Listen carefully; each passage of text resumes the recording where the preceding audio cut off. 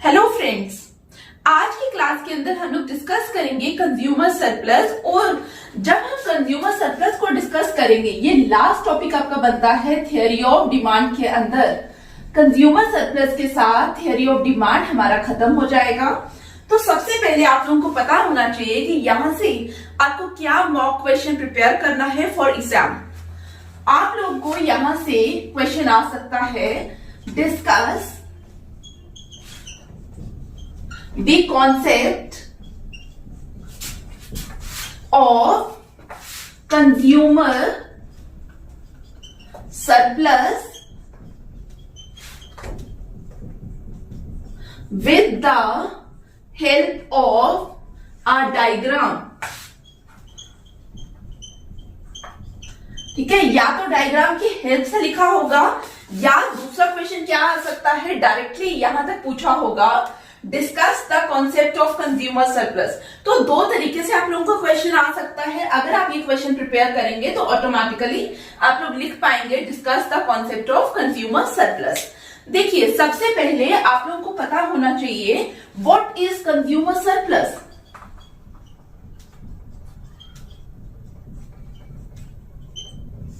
अगर एक layman language में मैं बात करने की कोशिश करूं तो कंज्यूमर सरप्लस में यहां पे हमें वर्ड दिख रहा है सरप्लस। सरप्लस का क्या मतलब होता है? जब भी आप लोग अपनी डे टू डे लाइफ में भी सरप्लस में बात करते होंगे, कहीं पे हम बोलते हैं दिस इज सरप्लस या कुछ भी, या डिक्शनरी में आप लोगों ने देखा होगा, तो सरप्लस का मतलब क्या होता है? Surplus stands for extra. अब यहाँ पे आप लोगों को थोड़ा बहुत आइडिया मिल रहा होगा, कंज्यूमर सरप्लस इसका मतलब कंज्यूमर को कुछ एक्स्ट्रा मिल रहा है। ठीक है, अगर मैं आपको लेमैन लैंग्वेज में समझाने की कोशिश करूं तो कंज्यूमर सरप्लस से मुझे क्या समझ आ रहा है कि कंज्यूमर को कुछ एक्स्ट्रा मिल रहा है। क्लियर? अब जब हम कंज्यूमर सरप्लस की बात करेंगे तो इकोनॉमिक्स में क्या एक्स्ट्रा मिल रहा है? कंज्यूमर क्या चाहता है? उसको क्या एक्स्ट्रा मिले? उसको सेटिस्फेक्शन एक्स्ट्रा मिले। तो कंज्यूमर क्या एक्स्ट्रा चाह रहा है? कंज्यूमर सेटिस्फेक्शन एक्स्ट्रा चाह रहा है। अब सेटिस्फेक्शन को हम इकोनॉमिक्स में क्या कह रहे थे? सेटिस्फेक्शन को इकोनॉमिक्स में हम कहते थे यूटिलिटी। क्या कहते थे? यूटिलिटी। तो कंज्यूमर सरप्लस का क्या मतलब हुआ कि कंज्यूमर को कितनी यूटिलिटी एक्स्ट्रा मिल रही है। This concept in economics is known as consumer surplus. समझ आया? अब जब भी मैं आप लोगों को कंज्यूमर सरप्लस बोलूं तो आप लोगों के दिमाग में क्या आना चाहिए कि कंज्यूमर को कुछ यूटिलिटी एक्स्ट्रा मिल रही है, जो हम कंज्यूमर सरप्लस के कॉन्सेप्ट के अंदर डिस्कस करेंगे। क्लियर?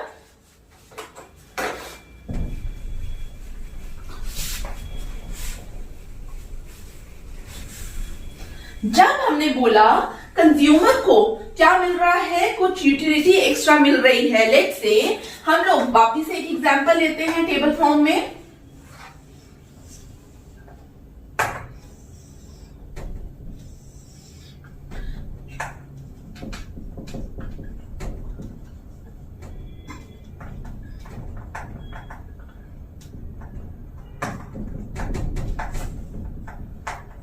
मैं एज्यूम कर रही हूं कि हम लोग क्या कर रहे हैं, वी आर कंज्यूमिंग आइसक्रीम। हमारी कॉमोडिटी क्या है? आइसक्रीम। आप कुछ भी ले सकते हैं, डजंट मैटर। आप डायरेक्टली ये भी लिख सकते हैं यूनिट्स ऑफ अ कॉमोडिटी, तब भी गलत नहीं होगा। ठीक है, तो हम लोगों ने बोला कि हम लोगों ने क्या किया, आइसक्रीम को खाना स्टार्ट किया। जब हम फर्स्ट कप आइसक्रीम का कंज्यूम कर रहे हैं तो हमें क्या मिलेगा? हमें फर्स्ट कप खाने से क्या मिलेगा? Marginal utility. क्या मिलेगा? Marginal utility. आप लोगों को पता है व्हाट इज मार्जिनल यूटिलिटी? जिन लोगों को नहीं पता, मार्जिनल यूटिलिटी मैंने आप लोगों को पढ़ाया है, प्लीज वॉच दैट क्लास। ठीक है, तो आप लोगों ने, हमने देखा कि हमने क्या किया, एक कप आइसक्रीम का खाया, उससे हमें क्या मिली? मार्जिनल यूटिलिटी, या कंज्यूमर सरप्लस में हम इसको क्या कहते हैं, it is also known as marginal valuation. Utility लिखा हो कहीं पे या मार्जिनल वैल्यूएशन लिखा हो तो गलत नहीं होगा, आप कुछ भी लिख सकते हैं।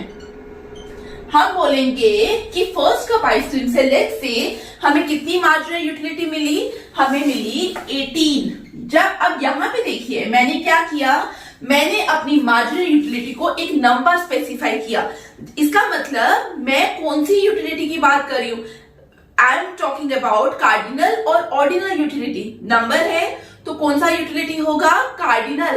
तो यहां से आप लोगों को एक और चीज पता चल गई, जब हम कंज्यूमर सरप्लस की बात करेंगे तो हम किसकी बात कर रहे हैं? हम यहाँ पे कार्डिनल यूटिलिटी की बात कर रहे हैं, क्योंकि मैंने तो नंबर असाइन कर दिया। नंबर असाइन करने का मतलब ही क्या है कि हम यहाँ पे क्या कर रहे हैं? We are using the concept of cardinal utility. अब यहाँ पे देखिए, हमने बोला हमने एक और कप यूज किया, आइसक्रीम का एक और कप खाया। जब हमने एक और कप खाया हमें यूटिलिटी क्या मिलेगी?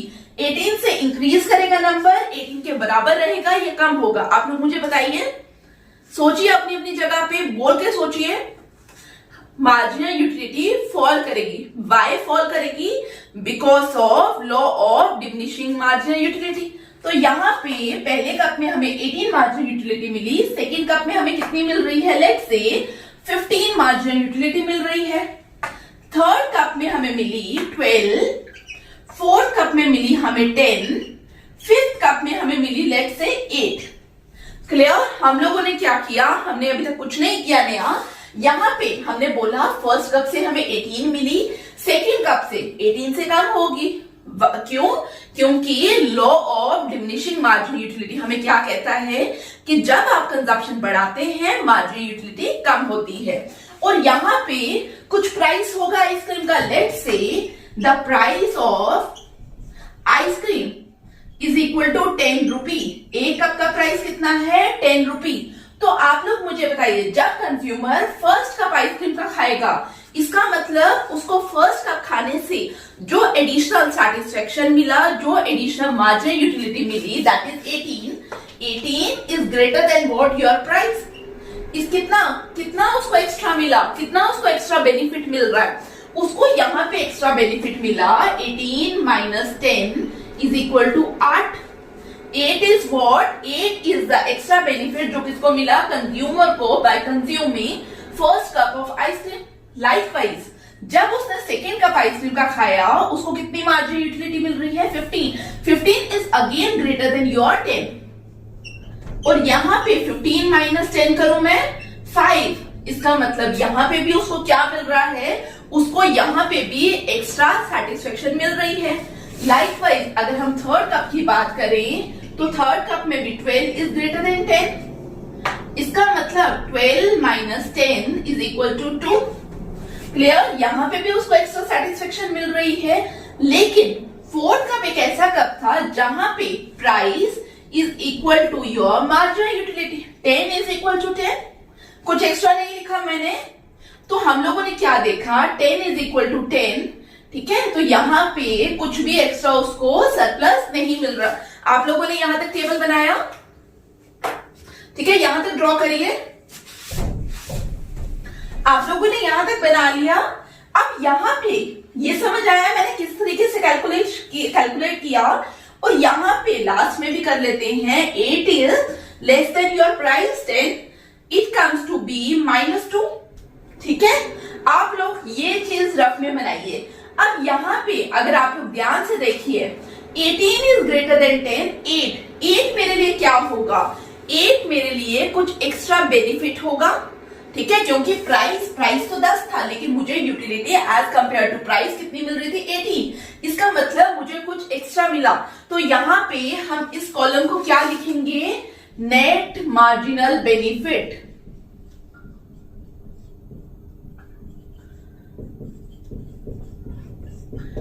ठीक है, आप लोगों ने ये बनाया तो थोड़ा सा मैं इसको क्लीन कर दूं। मैं क्या कर रही हूं, ये चीज मैंने सिर्फ समझाने के लिए लिखी थी, ग्रेटर देन वाला। मैं इसको इरेज कर रही हूं।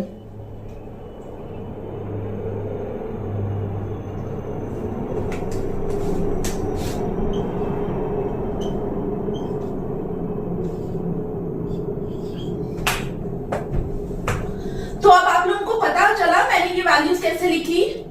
ठीक है, ये वैल्यूज मैं अब जो आपको पीडीएफ मिलेगी वहां पे मैं आपको ये वैल्यूज डायरेक्ट लिखवाऊंगी। वहां पे एक्सप्लेनेशन नहीं मिलेगी। तो तभी मैं आप लोगों को बोल रही हूं, जब भी आप क्लास अटेंड कर रहे हैं प्लीज पेन और नोटबुक लेकर बैठिए। जो छोटी छोटी चीजें हम लिखते हैं ना, कल को आपको बुक नहीं पढ़नी पड़ेगी। कल को आपको ये नहीं सोचना पड़ेगा कि किस तरीके से हम लोगों ने ये वैल्यूज तक हम लोग पहुंचे। क्लियर? तो हम लोगों ने लिखा कि नेट मार्जिनल बेनिफिट जो मुझे एक्स्ट्रा टोटल बेनिफिट मिला वो कितना है। अब इसको कैलकुलेट कर लीजिए। It comes to be 13। हम लोगों ने निकाला। आप लोगों को समझ आया मैंने किस तरीके से निकाला? टेबल समझ आ गया? अब देखिए,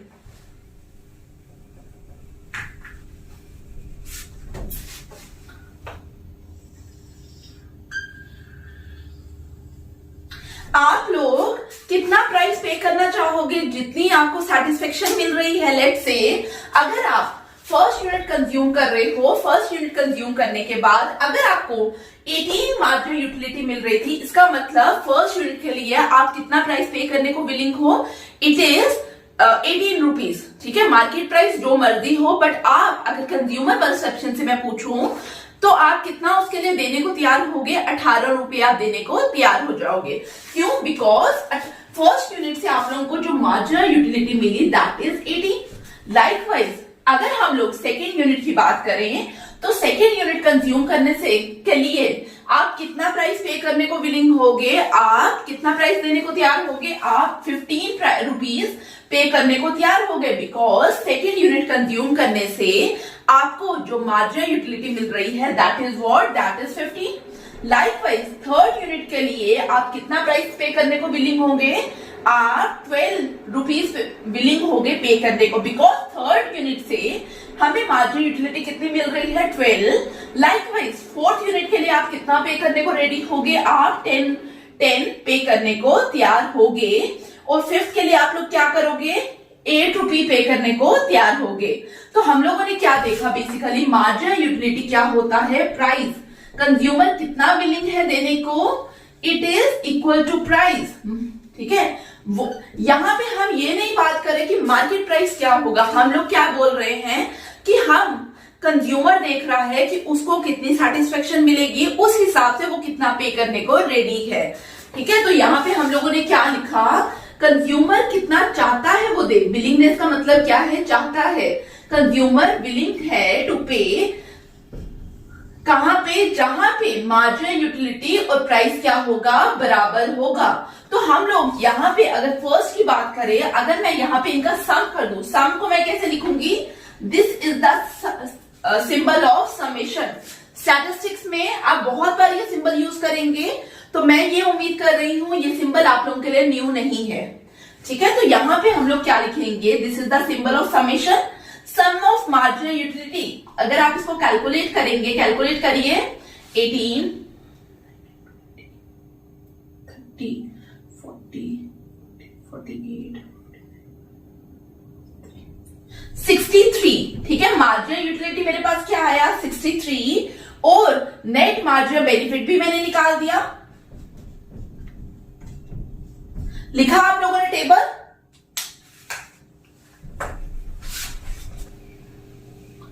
ठीक है, तो यहाँ पे ये जो समेशन की वैल्यू है ना मेरे पास, ये तो आप लोगों को पता चल गया, सम ऑफ द मार्जिनल यूटिलिटी। और ये 13 क्या है? This 13 is what? This 13 is consumer surplus. अब हम लोगों ने ये वैल्यू कैलकुलेट कैसे की? अगर आप लोगों को फॉर्मूला देखना हो कंज्यूमर सरप्लस का, आप क्या लिखेंगे? Consumer surplus is equal to sum of marginal utility. मैंने आप लोगों को बताया कि किस तरीके से हम लोगों ने टेबल कैलकुलेट किया। आप लोग अपनी अपनी नोटबुक में देखिए, मेरे पास शेष काम थी इसलिए मैंने इरेज कर लिया। तो आप लोगों ने क्या करना है? सम ऑफ मार्जिनल यूटिलिटी निकाला। अब हम लोगों ने क्या किया था? जैसे हमारी लेट से फर्स्ट यूनिट की मार्जिनल यूटिलिटी थी 18, तो हम लोगों ने माइनस किया इसमें से प्राइस किया फर्स्ट यूनिट से। ठीक है, तो फर्स्ट यूनिट का हमारा क्या आ गया था? प्राइस था, सॉरी 10, 8। सेकेंड यूनिट में मैंने क्या किया था? सेकेंड यूनिट में मार्जिनल यूटिलिटी मेरे पास कितनी थी?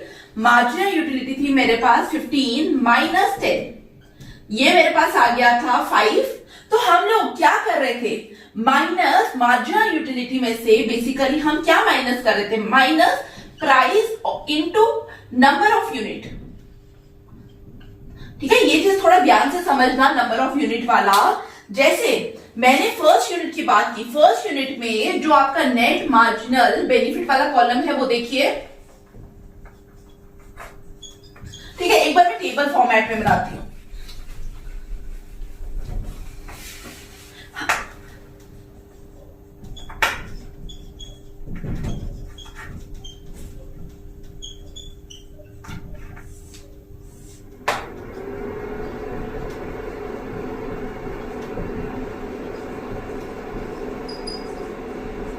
अब देखिए फर्स्ट यूनिट से हमें कितना मार्जिनल यूटिलिटी मिली थी 18। अब प्राइस कितना था 10।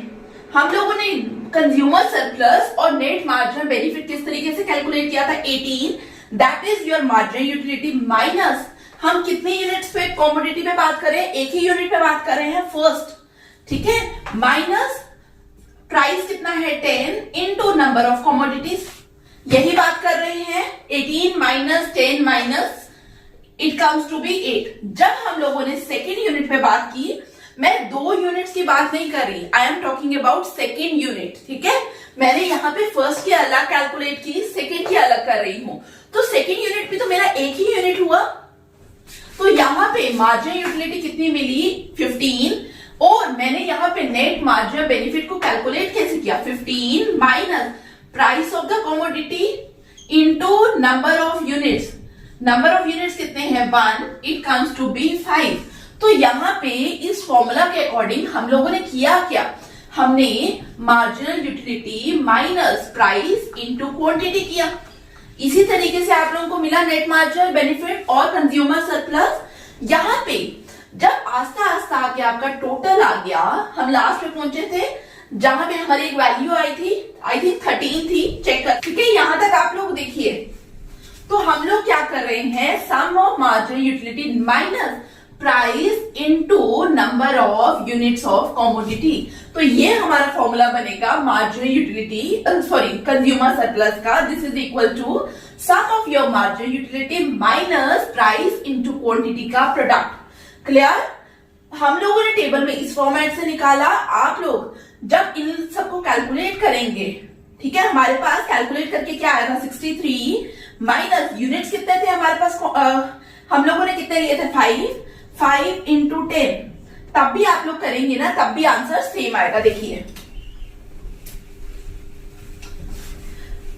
अब यहां पे करते हैं सम ऑफ मार्जिनल यूटिलिटी, हमारे पास क्या था 63 माइनस प्राइस कितना था पर यूनिट का 10 रुपी इंटू क्वांटिटी की, टोटल क्वांटिटी की यूनिट्स हमारे पास कितनी थी 5, this comes to be equal to 63 minus 50, this is again 13। तो आंसर सेम है। तो आप लोगों को समझ आया फॉर्मूला क्या है, माइनस दिस। क्लियर? लेकिन एग्जाम में आप लोग क्या करेंगे, आप लोगों को यहां पे वापस से सॉल्व करने की जरूरत नहीं है, आप टेबल लिखेंगे और इस तरीके से आप लोग फॉर्मूला देंगे एग्जाम में, ठीक है। किस तरीके से लिखना है ये आपको पीडीएफ में लिखा हुआ मिल जाएगा, बट आप लोगों को क्या करना है, खुद से टेबल बनाना है। टेबल आप लोग अपनी अपनी नोटबुक से कौन सा बनाएंगे, जो मैंने आप लोगों को क्लास में बनाया, ठीक है। वैल्यूज आप चेंज कर सकते हैं, वैल्यूज आपको रटने की जरूरत नहीं है, सिर्फ याद क्या रखना है, हमारा टेबल किस तरीके से बनेगा according to law of diminishing marginal utility. Clear? अब यहां पे अगर आप लोग यहां पे देखेंगे, हम लोग डायग्राम कैसे बनाएंगे, अभी तक हमारे जितनी भी डायग्राम्स है उसमें मेजरली हम लोगों ने क्या किया, प्राइस हमारा कहां पे आता है, प्राइस हमारा वाई एक्सिस पे आता है और क्वांटिटी हमारी एक्स एक्सिस पे आती है। तो यहाँ पे भी एक्स एक्सिस पे हमारी क्वांटिटी आएगी, वाई एक्सिस पे भी है प्राइस ऑब्लिक मार्जिनल यूटिलिटी, क्योंकि आप लोगों को याद है मार्जिनल यूटिलिटी वाले डायग्राम में हम लोगों ने क्या किया था, we have marginal utility at the X sorry at the Y axis, हम लोगों ने लिखा था। उसी तरीके से हमने यहाँ पे क्या लिखा, मार्जिनल यूटिलिटी वाई एक्सिस पे और लॉ ऑफ डिमांड वाली डायग्राम याद करिए, प्राइस और क्वांटिटी, ठीक है। तो हम लोगों ने दोनों डायग्राम्स को ही कंबाइन किया।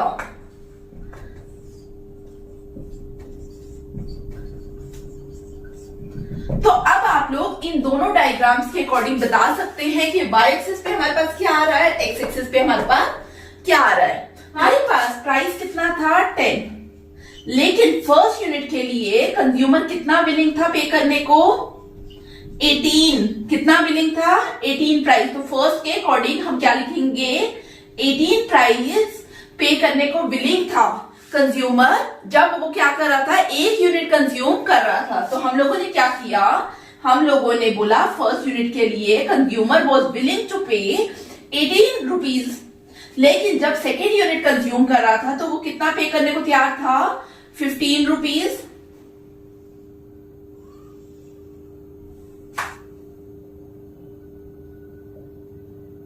लाइकवाइज जब उसने थर्ड यूनिट कंज्यूम किया वो कितना पे करने को तैयार था? 12 रुपए।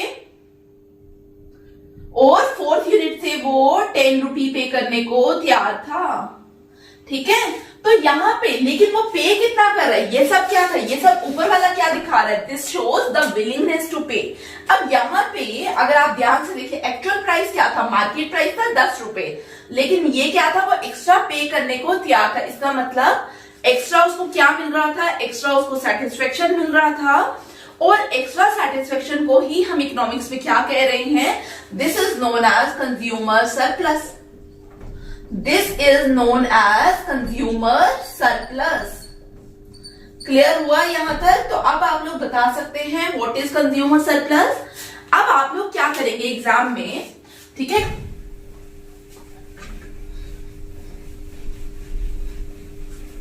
सबसे पहले आप लोग देंगे डेफिनेशन।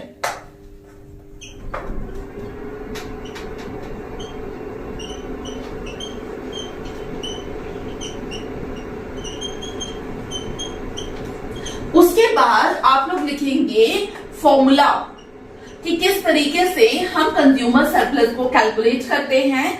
फॉर्मूला के बाद आप लोग क्या करेंगे? शेड्यूल बनाएंगे। शेड्यूल में टेबल। फिर आप क्या करेंगे? इसी के साथ आप डायग्राम बनाएंगे और अपनी लैंग्वेज में इसकी एक्सप्लेनेशन लिखेंगे थोड़ी सी।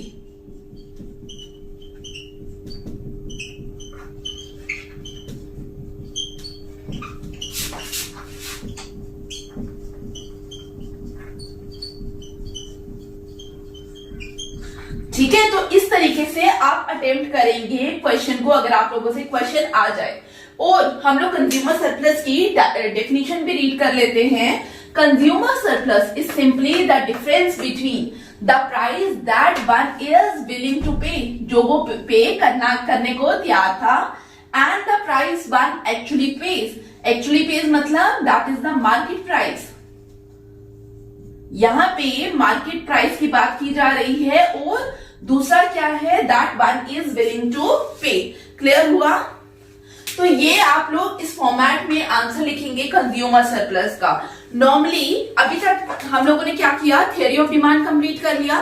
थ्योरी ऑफ डिमांड पे कोई भी क्वेश्चन आ जाए, ठीक है, और क्वेश्चन आप लोगों को उसके अलावा तैयार करने की जरूरत नहीं है। जो मैंने आप लोगों को बताया कि क्या क्या मॉक क्वेश्चंस बन सकते हैं, ठीक है, क्योंकि हमारा टारगेट क्या है? 5 क्वेश्चंस को हमें अटेम्प्ट करके आना है। जैसा पैटर्न है एग्जाम का, हमें 5 क्वेश्चन के लिए तैयार रहना है। ठीक है, तो 5 क्वेश्चन आप लोगों के निकलेंगे, लेकिन लिखना कैसे है? अब आप लोगों को क्या करना है? कोई भी क्वेश्चन आ जाए, सबसे पहले आप लोग क्या देंगे? उसकी डेफिनेशन। ठीक है, इंट्रो में नॉर्मली आप लोग किससे स्टार्ट करेंगे? डेफिनेशन से। फिर आप लोग क्या करेंगे? जहां पे एजम्पशंस मैंने लिखवाई है वहां पे एजम्पशंस ऐड करेंगे। ठीक है, 1 लाइन एजम्पशन लिखनी है, 1, 1, 3 और 4 एजम्पशन जहां दे पाएंगे। देन टेबल, देन डायग्राम, और फिर एक्सप्लेनेशन इन योर वर्ड्स।